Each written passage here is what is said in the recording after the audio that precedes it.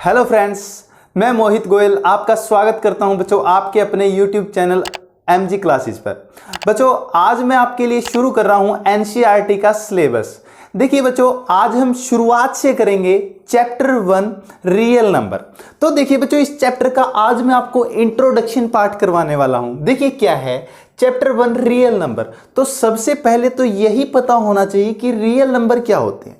देखिए पिछली साल 9th क्लास में याद आ रही होगी, तो 9th क्लास में चलते हैं। देखिए रियल नंबर समझने से पहले ना कुछ और नंबर के बारे में जानते हैं। वैसे देखा जाए ना बच्चों, जितने भी नंबर है वो सारे ही मेरे रियल नंबर है, मतलब सबका कॉम्बिनेशन मेरा क्या है, रियल नंबर है।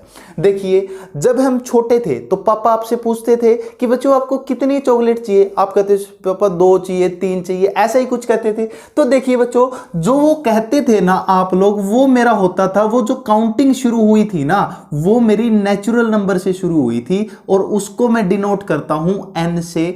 कहां से शुरू होती है वो, 1 2 ऐसे चलते हैं बच्चों, चलते हैं। तो ये जब तक चलती रहती है, खत्म ही नहीं होती, और लास्ट में ऐसे शब्द को बोलते हैं बच्चों इन्फिनिटी। क्या बोलते हैं, इन्फिनिटी। इसके बाद अब देखिए, अब क्या हुआ कि आपके किसी ने पूछा कि 2 में से 2 गए तो क्या बच गया, 0। लेकिन इसके अंदर तो 0 नहीं था। तो ऐसे जब इन नंबर के अंदर 0 ऐड हो जाती है तो ऐसे नंबर को मैं क्या बोलता हूं, होल नंबर। क्या बोलता हूं, होल नंबर। और इसको मैंने डिनोट किया बच्चों W से। तो कहां से शुरू होगा बच्चों, ये 0 1 2 3 4 ऐसे ऐसे चलेगा बच्चों। ये भी कहां तक जाएगा, इन्फिनिटी तक। फिर दोबारा से कंफ्यूजन हुई। अब मैंने कह दिया आपको कि 4 में से 3 गया 1, तब तो ठीक है, लेकिन 3 में से 4 गया तो कितना बचेगा, -1 बचेगा।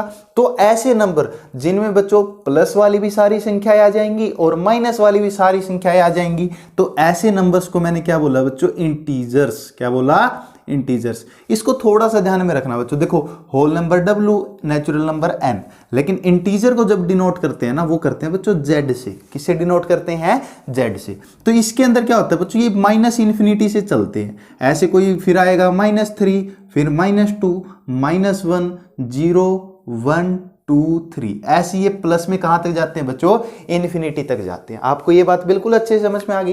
तो देखिए अब natural number, whole number, integer, यहां तक बात समझ में आ गई। अब देखिए मैं बच्चों ना इसका एक इंटरवल उठाता हूं। देखो आप समझो, इस बात को समझेंगे फिर करेंगे आप आराम से, कोई जल्दी नहीं है। देखिए ये मैंने यहां पे 0 ले लिया, ये यहां पे 1 ले लिया। क्या इन नंबर के बीच में कोई नंबर नहीं होंगे, होंगे ना। तो ऐसे मान के चलिए बिल्कुल बीच में चलूंगा तो 1/2 आएगा, या फिर इसको 1.5 भी कह सकता हूं, सॉरी 0.5, क्या कह सकता हूं, 0.5 भी कह सकता हूं। इसी तरह यहां पे 1 क्या आएगा, 4 आएगा। इसी तरह यहां पे क्या आएगा, 3/4 आएगा या नहीं आएगा। और बीच में भी 1/4 और 1/2 के भी बहुत सारे नंबर्स होंगे। तो जो ऐसे नंबर होते हैं ना जिसको P/Q की फॉर्म में लिख सकता हूं, किसकी फॉर्म में, P/Q की फॉर्म में, ऐसे नंबर को मैं बच्चों बोलता हूं रैशनल नंबर। क्या बोला जाता है उनको बच्चों, रैशनल नंबर। क्या बोलते हैं, रैशनल नंबर। देखिए रैशनल नंबर, तो रैशनल नंबर को किससे डिनोट करूंगा मैं, R से। किसे डिनोट करूंगा, R से। तो रैशनल नंबर, देखिए शाबाश, इसको भी बच्चों रैशनल नंबर को क्या लिखेंगे, the numbers which are written in form of, which are written in form of P/Q। जिसको किसकी फॉर्म में लिख सकता हूं बच्चों मैं, P/Q की फॉर्म में। किसकी फॉर्म में, P/Q की फॉर्म में। लेकिन यहां पे भी एक कंडीशन है, जो ये Q है ना, Q नॉट इक्वल टू 0 होना चाहिए। क्या होना चाहिए, नॉट इक्वल टू 0। लेकिन क्या है, देखो अगर बच्चों जब नीचे 0 आ जाती है ना तो वो इन्फिनिटी बन जाता है। क्या बन जाता है, इन्फिनिटी। इसलिए नीचे क्या नहीं होना चाहिए, 0 नहीं होना चाहिए। यहां तक आपको बात समझ में आ गई है।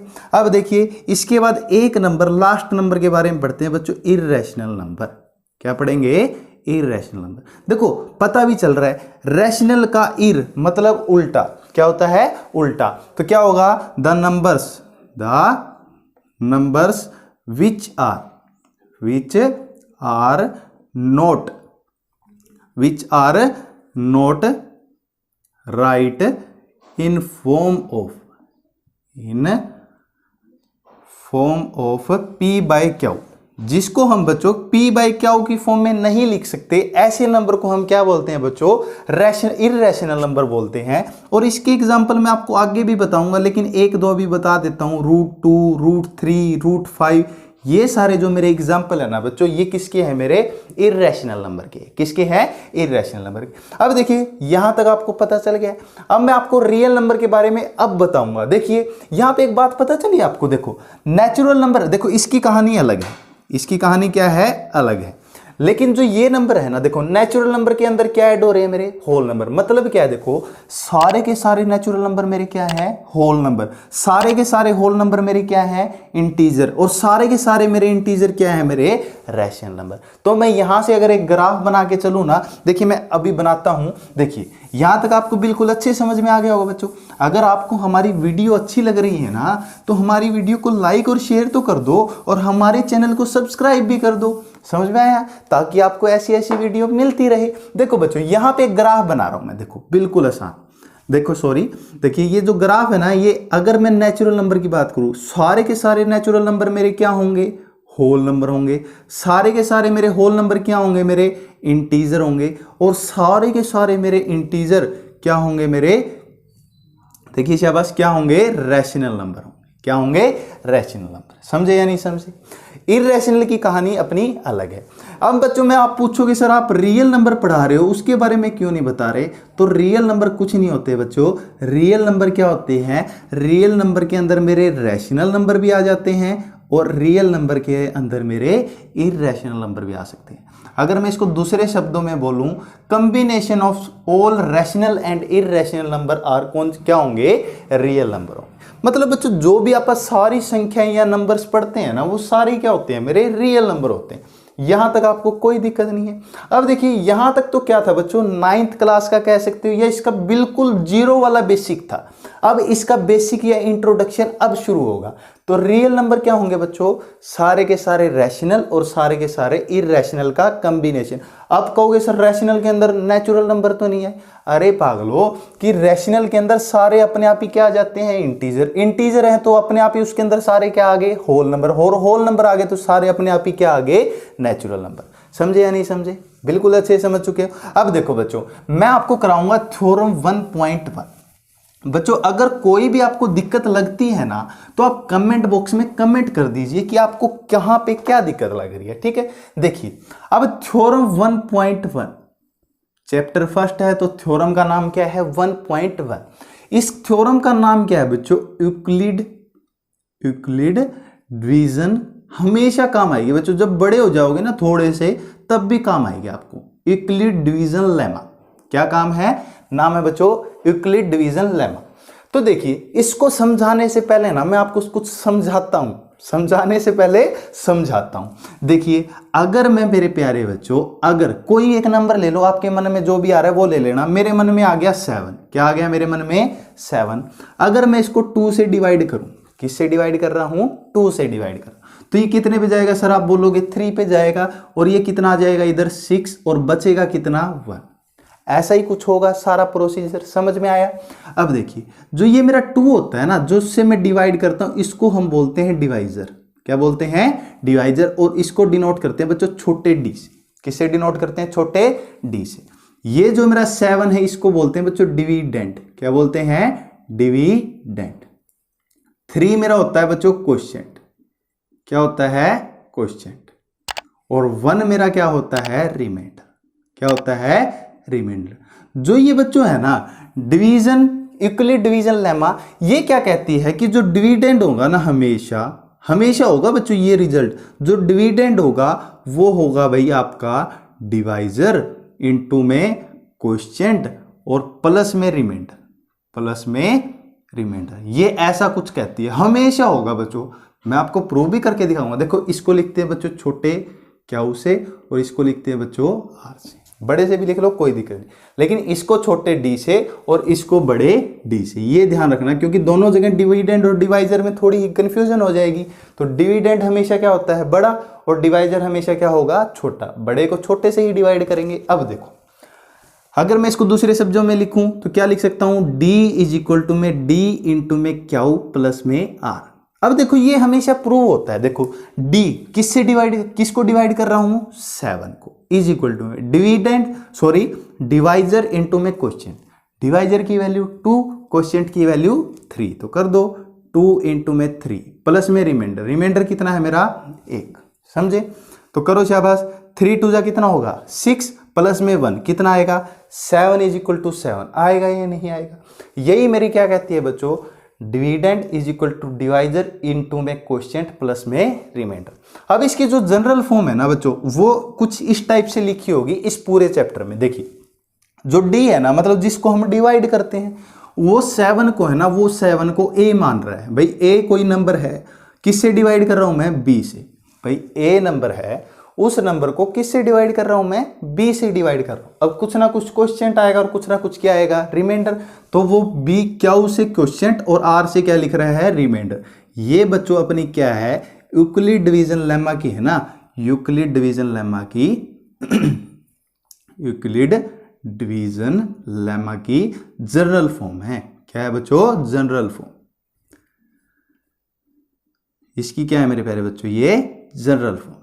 समझे या नहीं समझे। यहां पे भी एक छोटी सी कंडीशन है, देखो मैं बताता हूं, फिर इसकी आप डेफिनेशन। अभी तक तो सिर्फ मैं आपको समझा रहा हूं बच्चों, बोर बिल्कुल भी नहीं होना है। अगर बोर हो रहे हो तो थोड़ी देर मेरी वीडियो बंद कर दो, दोबारा फिर देखनी है, लेकिन देखनी है। अब देखो जनरल फॉर्म, वैसे मैं बोर होने नहीं दे रहा होगा, आपको अच्छे से समझ में आ रहा होगा। अगर समझ में आ रहा है तो बोर नहीं हो रहे होगे। देखिए शाबाश, जो एक बात बताइए, अगर बच्चों ये है ना, ये जो 2 है, अगर इधर मान के चलो 3 आ जाता तो मैं दोबारा डिवाइड करता, ये बात तो आपको ही पता है। तो यहां से एक बात हमेशा क्या होती है बच्चों, ये जो रिमाइंडर होता है ना, जो रिमाइंडर यहां यही इसी पे रिजल्ट लग रहा है, ये या तो 0 से बड़ा होगा या 0 के बराबर हो, कभी भी माइनस में नहीं होता। या तो 0 के बराबर होगा या 0 से क्या होगा, बड़ा। लेकिन डिवाइजर से हमेशा क्या होगा, छोटा। और डिवाइजर मैंने यहां पे क्या माना है, बी, तो हमेशा ये बी से क्या होगा, छोटा होगा। ये बात आपको समझ में आई या नहीं आई। भाई जो रिमाइंडर है 0 के बराबर या 0 से बड़ा होगा, लेकिन जो मेरा डिवाइजर होगा ना, उससे हमेशा क्या होगा, छोटा होगा। इस बात को बच्चों अच्छे से दिमाग में डालो, इसके बिना 1.1 एक्सरसाइज नहीं होगी, इस और इसके बिना। समझ गए। अब बच्चों मैं इसकी है ना आपको डेफिनेशन करवाता हूं यूक्लिड डिवीजन लेमा की। क्या होती है यूक्लिड डिवीजन लेमा की definition, given positive integer, given positive integer. भाई कोई 2 पॉजिटिव इंटीजर है बच्चों, given positive integer a and b, a and b। देखो बच्चों इसको थोड़ा सा मैं ऊपर लिख देता हूं, इसको लिख दूं, यहां पे लिख दूं, क्या दिक्कत है, अब तो आपको समझ में आ गया है। ठीक है, a and b there exist, ये ध्यान रखना, देयर एग्जिस्ट है unique numbers Q and R. अब मैं आपको समझाऊंगा कि इस डेफिनेशन के अंदर ये बात लिखी क्यों गई है, Q and R satisfying this, इसको ही सेटिस्फाई करेगी, satisfying this. A is equal to B Q, मतलब 2 नंबर ऐसे हैं बच्चों a और b, मतलब a को किससे डिवाइड कर रहा हूं, b से, तो ये जो आएगा ना, ये क्या आएगा, b क्यू प्लस r। और यहां पे यही कंडीशन कि 0 से तो r बड़ा होगा, लेकिन जो डिवाइजर होगा उससे क्या होगा, छोटा। आप कहोगे सर ये यूनिक वर्ड क्या होता है, यूनिक मतलब क्या होता है मेरे प्यारे बच्चों, एक मतलब क्या है, उसकी वैल्यू कभी भी नहीं बदलेगी। अब कहोगे सर बदलेगी क्यों नहीं, इनकी तो बदलेगी, नहीं बदलेगी बच्चों। देखो कैसे, एक बात बताओ, जब भी ये मतलब क्या है, यूनिक का मतलब समझा रहा हूं कि 7 से जब मैं 2 को डिवाइड करूंगा ना, चाहे आप मेथड कोई भी लगा लो, उसका क्वोशिएंट हमेशा कितना आएगा, 3 आएगा। Quotient number, unique number, quotient हमेशा क्या आएगा, 3 आएगा, और रिमाइंडर हमेशा कितना आएगा, 1 आएगा या नहीं आएगा। मतलब ये नंबर बदलेंगे तो उनके लिए ये यूनिक नंबर आएंगे क्यू और आर। कोई भी उठा लो बच्चों, एक और उठा लेता हूं, मान के चलो मैं है ना 5 से अगर मैं 14 को डिवाइड करूंगा तो कितने पे गया, 2 पे, कितना आ गया 10, और ये कितना आ गया 4। अब नंबर बदल गए a और b, a की वैल्यू 14 और b की वैल्यू कितनी होगी, 5 होगी या नहीं होगी। लेकिन जो ये क्वोशिएंट और रिमाइंडर है ना, हमेशा कॉम्बिनेशन किसके लिए, किस कॉम्बिनेशन के लिए, 14 और 5 के लिए हमेशा क्या रहेंगे, यूनिक रहेंगे। तो आप इसको ध्यान में रख सकते हो, इतनी जरूरी नहीं है बच्चों। सिर्फ अपने को रिजल्ट ये वाला याद रखना है, किस फॉर्म में होता है, dividend is equal to divisor into में क्वोशिएंट प्लस में रिमाइंडर। समझ गए बात को। और हमेशा जो रिमाइंडर होगा या आर होगा बच्चों वो 0 या 0 से तो बड़ा होगा, लेकिन डिवाइजर से हमेशा क्या होगा, छोटा होगा। आगे ये बात समझे। ये अपनी क्या है बच्चों, यूक्लिड डिवीजन लेमा है। ये यूक्लिड तो किसी का नाम होगा, ये थ्योरम है बच्चों। अब मैं आपको बताऊंगा लेमा के बारे में। किसके बारे में बताऊंगा बच्चों, लेमा के बारे में। बच्चों अगर आपको हमारी वीडियो अच्छी लग रही हो ना तो इसको लाइक शेयर जरूर कर दें और हमारे चैनल को सब्सक्राइब करके बेल आइकन को प्रेस भी जरूर कर दें ताकि आपको ऐसी वीडियो मिलती रहे। समझ रहे हैं बात को। अब देखिए बच्चों लेमा क्या है। ये लेमा है ना पागल बना रहा है। क्या बना रहा है, पागल। अब पागल क्यों बनेंगे आप, लेमा है ना बस समझना है ना, इसको याद करना है, समझना है। देखिए क्या है, a lemma is a proven statement, is a proven statement. बच्चों क्या है, जो ये लेमा है ना ये पहले की एक प्रूवन स्टेटमेंट है, मतलब इसको प्रूव कर चुके हैं। समझ में आ गई है। इज यूज्ड, इसको यूज कर रहे हैं, यूज्ड फॉर, देखो बच्चों a lemma is a proven statement used for proving another statement, या अनदर रिजल्ट कह सकते हो, अनदर रिजल्ट। समझे या नहीं समझे। मतलब क्या है बच्चों, ये जो लेमा है ना ये पहले की एक स्टेटमेंट है, प्रूव हो चुका है इसका रिजल्ट, इसको यूज करते हैं किसी प्रूव करने के लिए, एक अलग स्टेटमेंट को प्रूव करने के लिए। समझे या नहीं समझे। कुछ अलग नहीं है, बस थोड़ा सा इसको ध्यान में रख लेना, अगर नहीं ध्यान में आ रहा तो छोड़ देना, कुछ मुश्किल नहीं है। समझे या नहीं समझे। इसके बाद बच्चों अपनी जो यूज होगी ना वो यूज होगी यूक्लिड डिवीजन एल्गोरिथम। इसको करना है भाई, इसको करना है। इसका रिजल्ट आपको याद भी रखना है।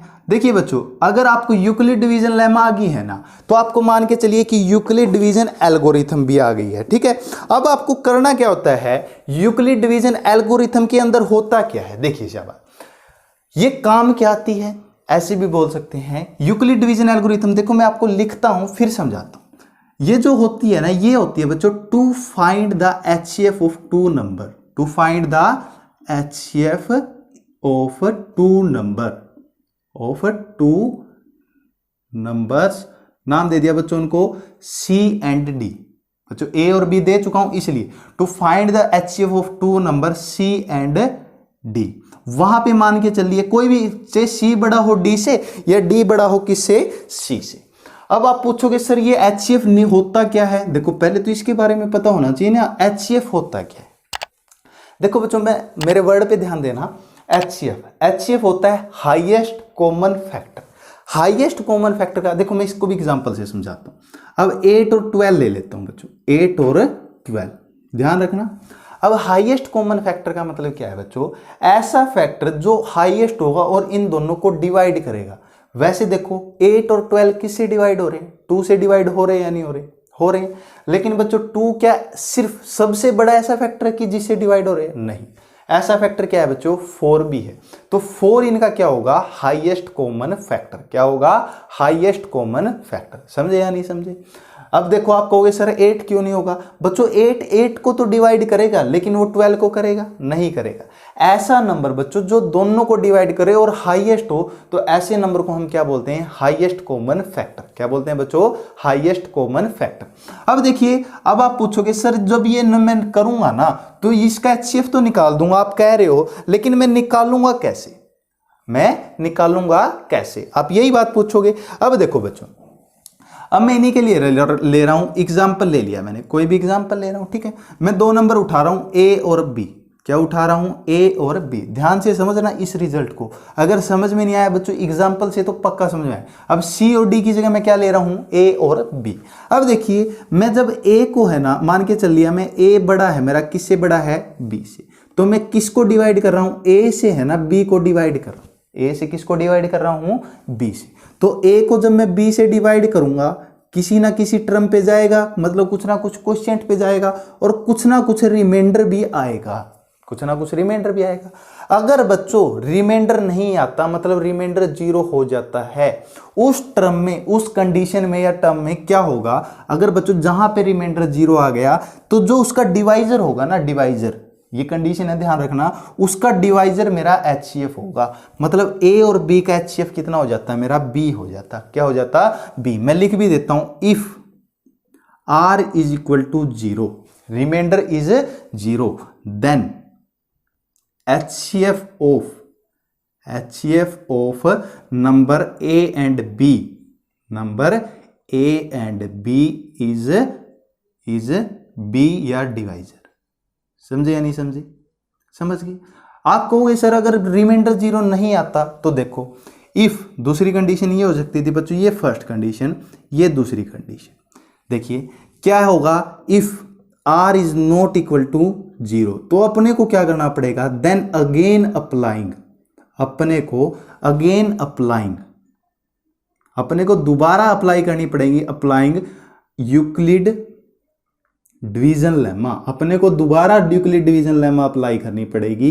करनी किस पे पड़ेगी, देखो बच्चों, Euclid division lemma on B and R, मतलब बच्चों क्वोशिएंट और रिमाइंडर पे दोबारा से Euclid division lemma on B and R, B and R।